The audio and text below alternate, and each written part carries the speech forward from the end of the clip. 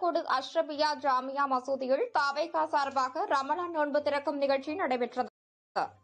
தமிழகம் முழுவதும் தமிழக வெற்றிக் கழகம் சார்பாக நிர்வாகிகள் ரமலான் நோன்பு திறக்கும் நிகழ்ச்சியை நடத்த கட்சியின் தலைவர் விஜய் அவர்களின் உத்தரவின்படி பொதுச் செயலாளர் புஸ்லி ஆனந்த் அவர்கள் வழிகாட்டுதல்படியும் தருமபுரி மாவட்டம் பாலக்கோட்டில் உள்ள அஷ்ரபியா ஜாமியா மசூதியில் தமிழக வெற்றிக் கழகம் சார்பாக ரமலான் நோன்பு திறக்கும் நிகழ்ச்சி நகர செயலாளர் விக்னேஷ் தலைமையில் ஞாயிற்றுக்கிழமையான இன்று மாலை 6:30 மணிக்கு நடைபெற்றது.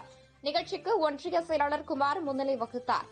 தருமபுரி மாவட்ட செயலாளர்கள் தாபா சிவா, விஜயகாந்த் ஆகியோர் சிறப்பு அழைப்பாளர்களாக கலந்து கொண்டு நோன்பு கஞ்சி அருந்தி இப்தார் நிகழ்ச்சியை துவக்கி வைத்தனர்.